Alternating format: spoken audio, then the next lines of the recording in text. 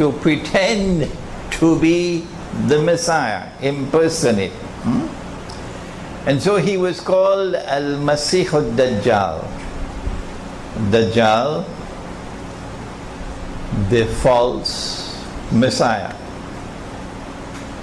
And when he comes, when Allah releases him, this is the mission that he will have to pursue in Akhir Zaman. To try to deceive the Israelite people, deceive the Jews into embracing him and accepting him as the Messiah.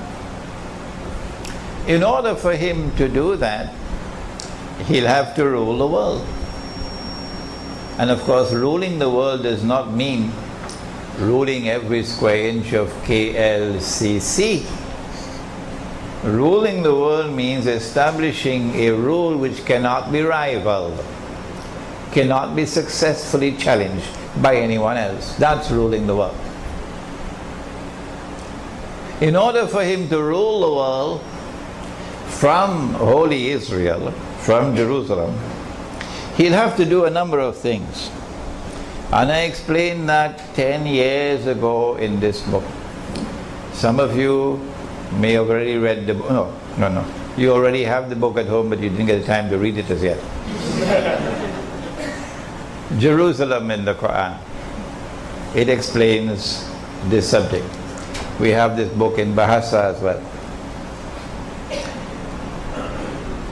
In order for him to establish his rule over the world from Holy Israel, from Jerusalem, here's what he'll have to do. Number one, he'll have to liberate the Holy Land for the Jews. Because we Muslims, we have control of the Holy Land.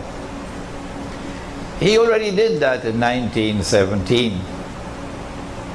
Number two, he'll have to bring the Jews back to the Holy Land to reclaim it as their own. 2,000 years after Allah had expelled them from the Holy Land and cut them up into bits and pieces and scattered them all over the world. وَقَطَعْنَاهُمْ فِي الْأَرْضِ أُمَمٍ. He's already done that. The Jews are back in the Holy Land and they've reclaimed it as their own, while we were drinking teh tarik, eating roti canai. Number three, he will have to restore a state of Israel in the Holy Land. These are all logical deductions, so don't ask me where's the hadith. Please, these are logical deductions. He will have to restore a state of Israel in the Holy Land and get the Jews to believe that this is Holy Israel, when in fact it would not. It would be an impostor. And number four, which is about to occur, it's around the corner.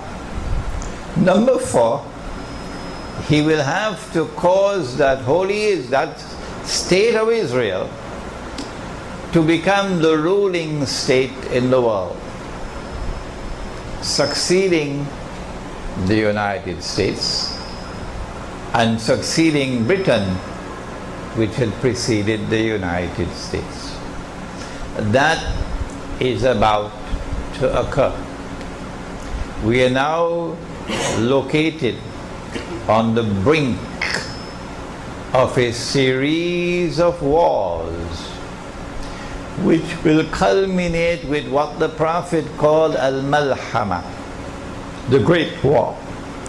And that Great War will make the First World War and the Second World War look like peanuts. Because it's going to be nuclear war. And most of mankind are going to die. Only few will survive. That's the Malhama. So Israel won't have to rule over 6 billion people. Oh no, there'll be much less, a more manageable number of people will be on the face of the earth at that time. It is only when Israel succeeds the United States as the ruling state in the world. And of course, for that, you got to bring down the US dollar. US dollar is about to collapse. Bring down the US economy. US economy is about to collapse. Bring down all the paper money in the world. It's bogus and fraudulent and utterly haram paper currencies.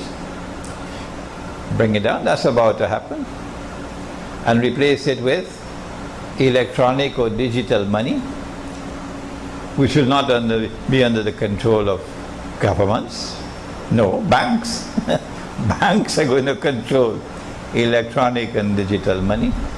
And the banking system around the world is one system.